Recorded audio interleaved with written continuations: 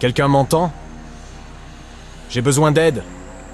Il faut que je parle à un pilote de King Air. Nous avons un problème, un très gros problème. La sueur perlait sur le front de l'homme.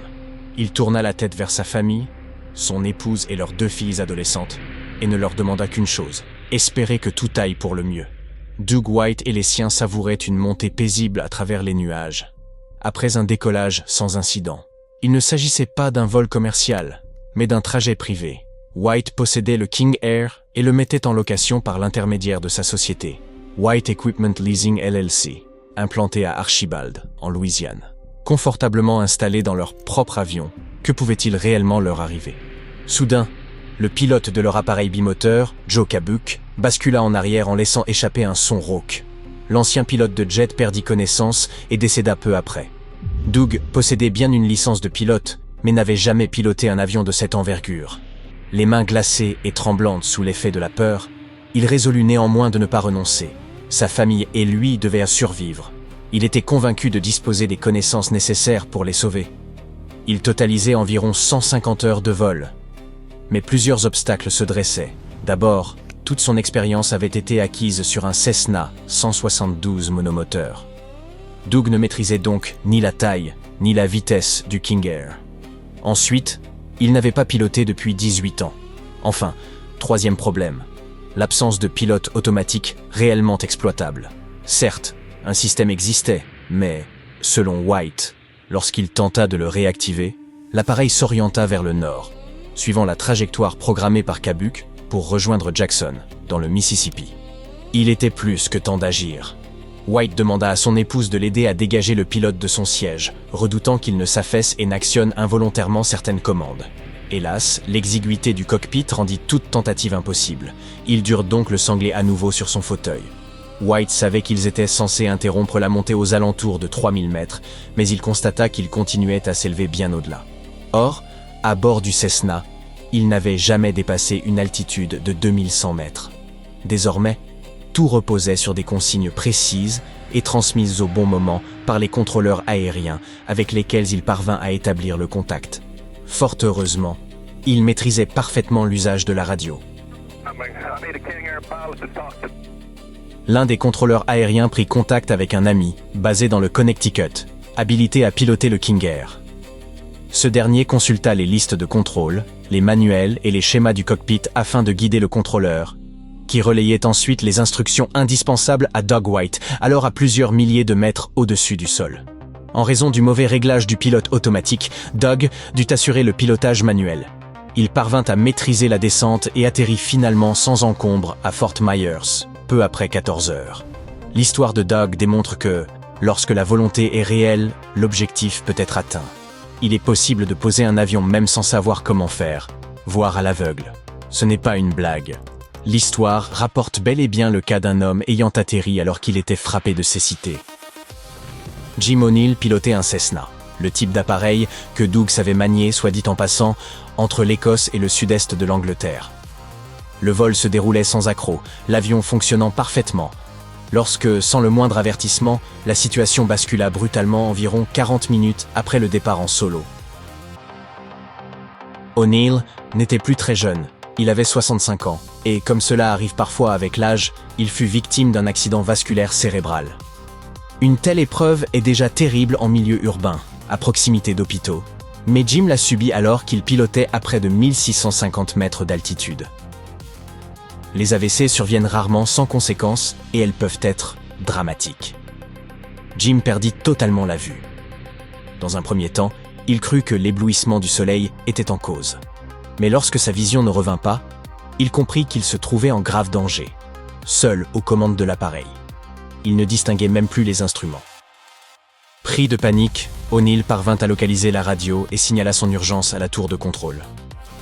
Son appel de détresse fut capté par le commandant d'escadre de la Royal Air Force, Paul Gérard, qui venait d'achever un vol d'entraînement dans la région.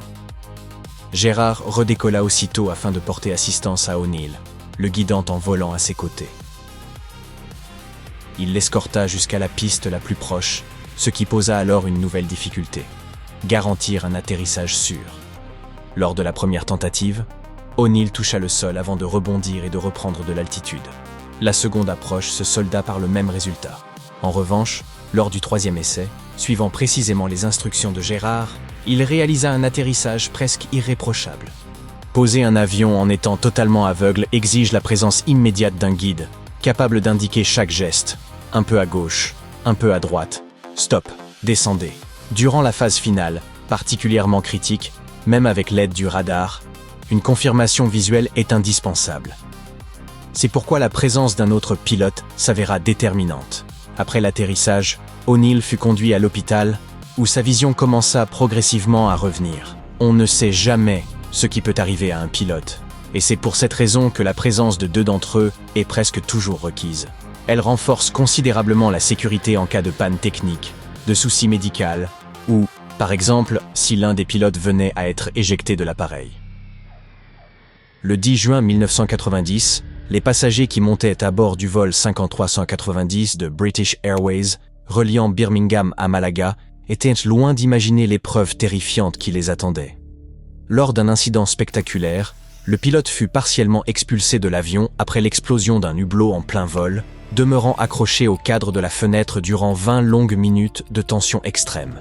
Une décompression brutale peut s'avérer fatale, mais, contre toute attente, le capitaine Timothy Lancaster survécut à cet épisode.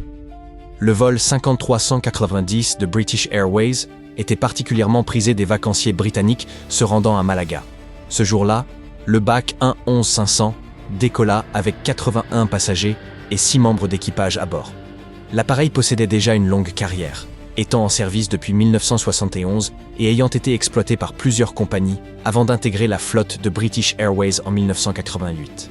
Le capitaine Timothy Lancaster, âgé de 42 ans, et le copilote Alastair Hutchison, 39 ans, se trouvaient aux commandes. Totalisant à eux deux des milliers d'heures de vol, ils étaient parfaitement préparés pour ce trajet de routine. Peu après le décollage, alors que l'appareil montait à une altitude d'environ 5250 mètres, le pare-brise gauche se détacha brusquement avec un bruit sourd, provoquant une décompression rapide. Lancaster fut projeté tête la première hors du cockpit, retenu uniquement par ses jambes coincées dans les commandes. Tandis que l'avion entamait une descente rapide, le membre du personnel de cabine, Nigel Ogden, se précipita à son secours. Saisissant immédiatement la gravité de la situation, Hutchison gérait le pilote automatique tout en tentant de maintenir les communications, une tâche rendue difficile par le bruit assourdissant et le chaos régnant dans le cockpit. L'équipage dut se cramponner à Lancaster afin d'éviter qu'il ne soit aspiré vers les moteurs. Hutchison reprit les commandes avec sang-froid et contacta le contrôle aérien afin de préparer un atterrissage d'urgence à l'aéroport de Southampton. Après 35 minutes passées dans les airs, le vol 5390 se posa sans incident majeur. Malgré des blessures sévères, notamment des engelures et plusieurs fractures, Lancaster et Ogden survécurent tous deux. Heureusement, aucun autre blessé ne fut à déplorer. L'enquête révéla que les boulons du pare-brise avaient été mal installés à la suite d'erreurs de maintenance, à l'origine de la décompression. Le responsable de l'entretien fut sévèrement réprimandé pour ne pas avoir respecté les procédures établies. Une autre histoire tout aussi saisissante, liée à un atterrissage dans des conditions extrêmes, concerne une femme originaire d'Espagne. Hélas, elle ne connaît pas une issue entièrement heureuse. Elle se trouvait à bord d'un avion avec son mari, qui en était le pilote désigné. L'appareil ultra-léger avait décollé de Trebujena et devait se poser à Coria del Rio, une petite localité située près de Séville. Aucun signe inquiétant ne s'était manifesté lorsque, soudainement, l'homme perdit connaissance. Son épouse n'avait aucune notion de pilotage, mais, par chance, elle réussit à entrer en contact avec les contrôleurs aériens, qui la guidèrent pas à pas durant environ 90 minutes, jusqu'à sa tentative d'atterrissage d'urgence. L'épisode se conclut par le crash de l'engin. La femme survécut à l'accident, bien qu'elle ait subi plusieurs brûlures et contusions, tandis que son mari, tragiquement, y laissa la vie.